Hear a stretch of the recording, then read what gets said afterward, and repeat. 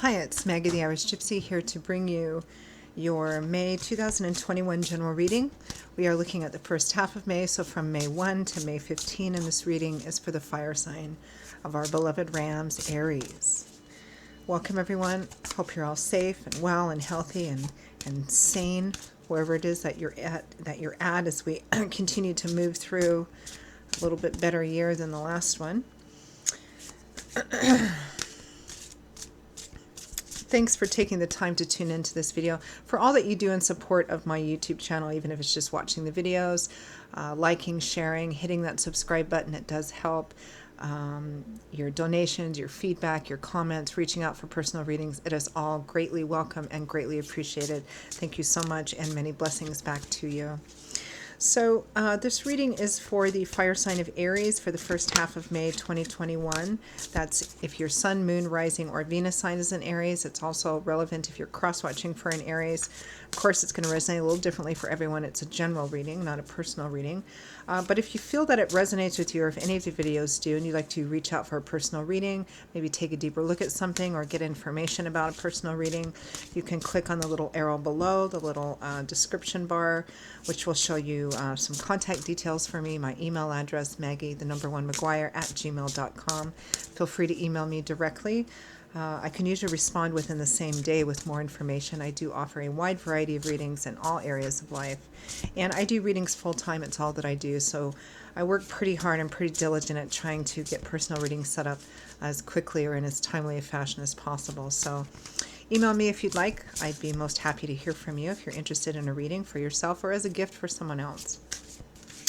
Okay, Aries, let's see what's in store for you for the first half of May.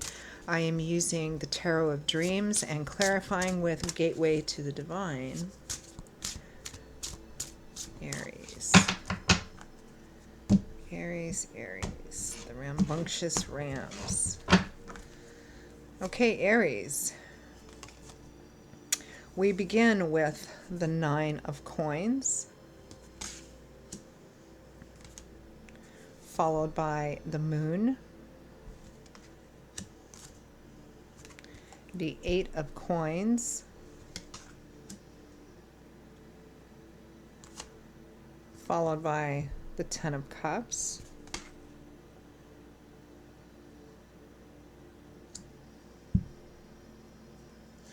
we have the King of Wands. There you are, Leo, Aries, Sagittarius, Sun, Moon, or Rising. Might be another fire sign that's relevant here too. Followed by the Two of Coins, decisions, decisions. Three coin cards, which is earth energy. So far, they're also known as pentacles in others deck. So there may be more of a focus on finance, materials, security, stability, the earth energy area of your life. From the bottom of the deck, no, not the Four of Wands, the Knight of Wands, rushing forward, moving very quickly. I'm going to keep this, the Four of Wands. One of the happy home cards. Celebrations with friends and family, weddings, anniversaries. The 1111 card, but there's a strong connection to home and family and friends and marriage and celebrations around those kinds of things. Rushing forward towards that.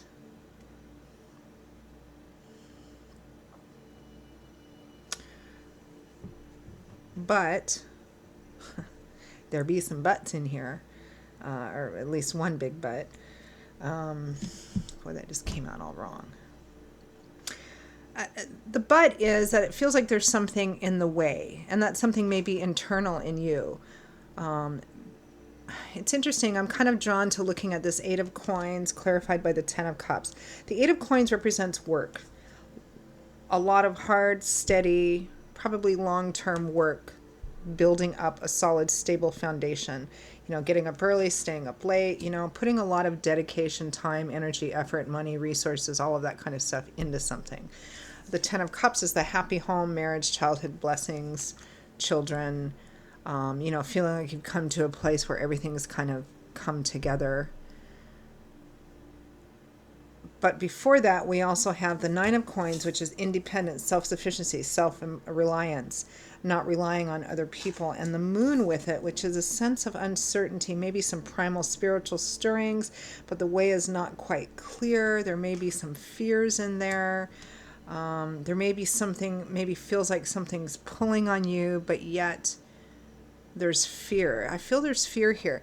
You know, it may be for some of you, if you're considering maybe the overall focus is that Knight of Wands, Four of Wands. And one could simplistically interpret this as, you know, feeling a desire to kind of rush into or go quickly towards perhaps maybe proposing to somebody, you know, making that long-term commitment, getting engaged. But there's maybe some fear here, and there might be concern about your financial stability in sharing that with somebody else, in your sense of independence and freedom.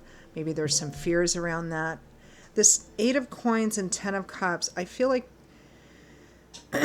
you may have come from a place where you worked really hard to it. Maybe you were married before, in a long-term relationship before, and you worked really hard at it for quite a long time, and maybe it didn't work out. And maybe that's why you have fear now about this past repeating itself again. This can also represent that you've put a lot of work and effort into building up your bank account, maybe owning a home or building a home, and you are wondering if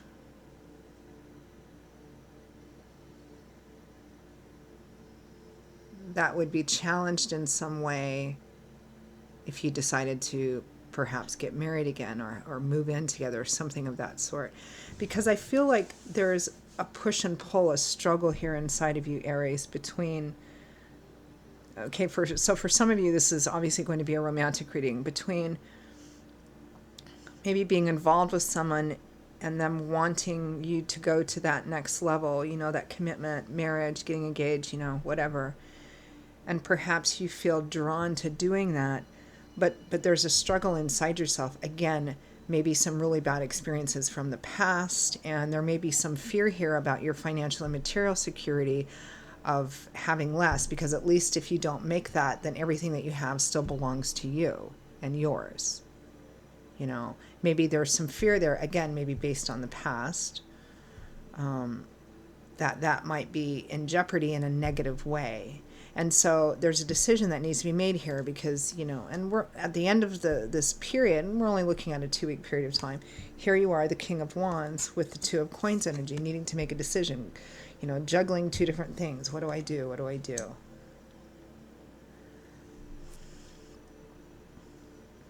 For some of you, this could just be about property itself, buying a home, because both the Four of Wands and the Ten of Cups are happy home cards. They're cards that speak about the harmony and stability and fulfillment of home, friends, family, home, you know, where people come, and, you know, it's just kind of lovely. But there's doubts and questions here with the Moon card. So it could be about buying a home, investing in a home, refinancing your home. It could be just about the property itself, but it has, of course, an effect and an influence on your home and family situation, whatever that might be.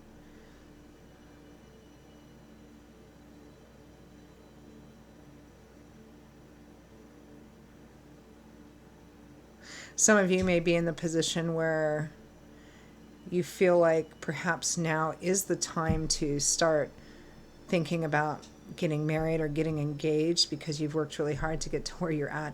Because while this may not resonate as a romantic reading for some of you, I can't ignore the Four of Wands and the Ten of Cups. These are two cards that strongly represent the home and marriage and childbirth and, you know, all of that lovely sort of emotional and action-oriented energy around home and family. And they're both cards that can represent weddings and marriages and commitments around the home and family that way. And that's the overall focus of the first 2 weeks of May. I don't feel like you make a specific decision within that period of time, because it looks like at the end of it, you're still kind of in this Two of Coins energy. You know, what do I do? What should I do? Because there's some fear and there's doubts here. And often, unless you've been through some, whatever the fears are, maybe you've been through those fears within this relationship or situation, And maybe it just comes from really painful or negative experiences in the past that have made you afraid of kind of going into this again. So let's clarify a bit.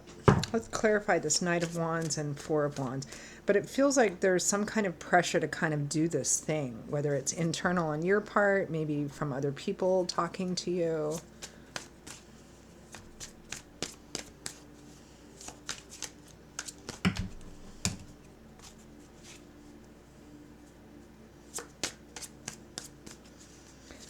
It can be a card of actual movement and travel to the Knight of Wands. So maybe it's moving home, going to see family.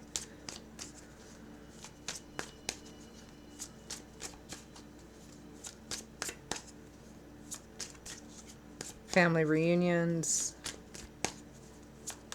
Family celebrations. Going to a wedding. Oh, I keep getting that wedding and marriage thing. It's interesting. The Ace of Swords, a new idea, an epiphany, seeing something. This Knight of Wands and Four of Wands, that's what we're clarifying. Having a new outlook on it, a different perspective on it. The Two of Cups. Oh, this person is your person. Or you feel that they're your person, your karmic connection, your lover, your best friend. You guys get each other, right? The Ten of Cups again. I've got the Ten of Cups twice here. For many of you, this may be about getting married. Let's see what the next card or two is. The Knight of Cups, making that offer. The Knight of Cups. Wow. One more, the Seven of Cups. So this is an idealistic card as well. It feels like something has happened. If you had perhaps a negative or rather cynical, jaded perspective on this, like marriage, commitment, home, family, all that kind of stuff, based on some kind of prior negative experience, it looks like you may be having a different outlook, a different perspective on it now. And that perspective is that perhaps it can work. Maybe just because I had this horrible experience in the past, or we went through some struggles or something, doesn't mean that this arena is closed for me, or that, anybody who does this, it's always going to end badly. Perhaps this can really work. I mean, look at this. You've got the Knight of Cups charging forward with the energy of the Ten of Cups, the Two of Cups, all because of this new perspective, some new perspective, something new, seeing it in a different light than perhaps what you have before. Let's clarify the moon then. What's the moon about? This is probably some kind of past thing that's causing you to have doubts, and maybe it was justified too. Maybe this is a new person, maybe not new, but somebody you've been in a relationship with, and you're thinking about marriage, but you're like, I was married once before and it was horrible. Or I lost everything, or something just jumped right out. The Tower, yeah. An unexpected event, everything crumbling down, what you thought was supposed to be there for forever, solid, stable, reliable, made out of bricks, was hit by a bolt of lightning and destroyed. But right behind it is the Six of Swords, healing. That's the cause of the doubt and the fear, that it will end in destruction. Because I think that happened before. But there's healing here.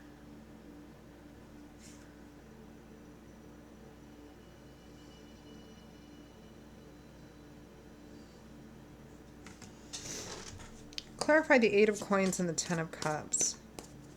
If I invest all this work into this Ten of Cups, again, is the same thing going to happen?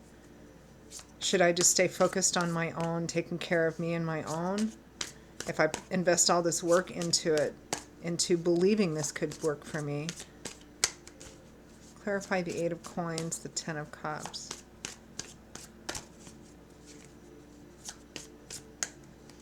Feels like a struggle between past experiences and a present different option.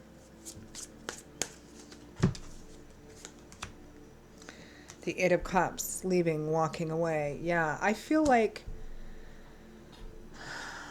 this feels pretty relationship specific, so it may not resonate for everybody who's looking for a different type of reading. I mean, it could be about buying a home or a property or investing in that or something like that, and having had a bad experience in the past and being very, very reluctant or very cautious about doing it again in just a financial way. But I think for others, it's about it, and it could be still about finances and home, but it's also relationship, because this is almost feels very classic of somebody who is in a relationship with somebody, maybe probably has been for some time, and they're starting to come to a different perspective maybe on, you know, committing to marriage, whereas before they're like, I'm not going to do that because I did it before and it ended horribly. I invested all this time and money and effort and years of my life and it was all destroyed and I lost everything or half of everything or whatever, and I just don't believe that there's all these divorces in the world, and I just don't believe it's for me anymore. I love you, I want to stay together, but I'm not going to make that commitment because I don't believe in it anymore. And now all of a sudden there's a shift and a difference, but of course there's still fear and insecurity because you're afraid that if you invest all this time and effort into this 10 of Cups again, that it's the same thing's going to happen again, that Tower and then the 8 of Cups, you know. So hence the choice. Well, let's clarify the 2 of Coins.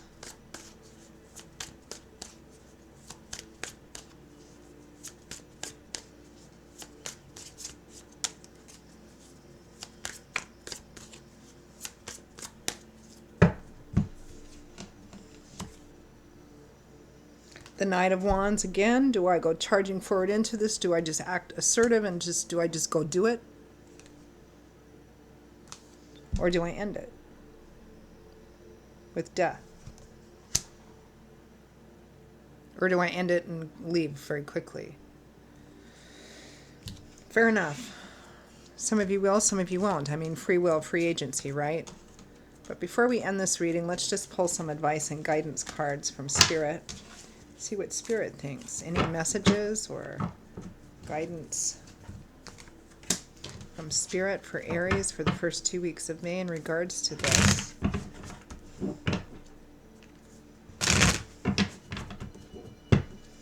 For some of you, it might be you're already in a relationship, you're already married or something. This might be a financial decision that would impact the home if it's not about the property itself. It may be that as well. What to do. Maybe you had some bad experiences before. Maybe you lost a home before and you're afraid to invest in one again.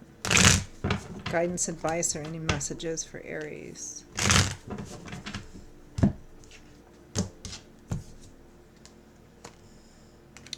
There be healing here. The Fool. The Star. Wow, that's a clear message. The Fool is about stepping off the beaten path, taking a leap of faith, which is exactly what the Star card represents. The Star card is about trusting that the path that you're on or that you're being guided to be on is going to lead to your wish fulfillment. It's a difficult card to follow, though, because it's based entirely on faith. It's about trusting in God, Spirit, your angels, and guides. That's what the Fool is. It's about stepping off the beaten path, i.e., the path that you've already known, that you have, you know, this is the path that I'm on, and stepping off of it and taking a risk, doing something you've never done before, and trusting. It's about a step of faith or a leap of faith, really. The Ace of Wands, a brand new beginning. Judgment, now or never. So it looks like Spirit is strongly encouraging the majority of you for whom this is resonating to take a leap of faith. Again, free will, free agency. If you choose not to, fair enough, honor that. It's not like the world's going to fall in. However, this is a relationship, and you've been going around and around about the commitment. It may be that this relationship won't survive an unwillingness to make that further commitment. I mean, I don't know. You all know what your own personal stories are. Sometimes our choices can really cost us, though. It looks like Spirit is advising that whatever path you have been on or ideology that you have been walking in, Spirit is asking you to step off that path and do something a little different, and take a risk and trust. Have a little bit of trust here. So, Aries, that is your reading for the first half of May. I hope that it gave you a bit of insight, guidance, food for thought. Again, if you would like to reach out for a personal reading, maybe take a deeper look at something, email me directly, Maggie1McGuire@gmail.com. You can also see that info by clicking on the description link below. I will see you all in a couple of weeks for the May mid-month readings. Until then, stay safe and well, be blessed. Hope to see you back here again soon. Bye-bye.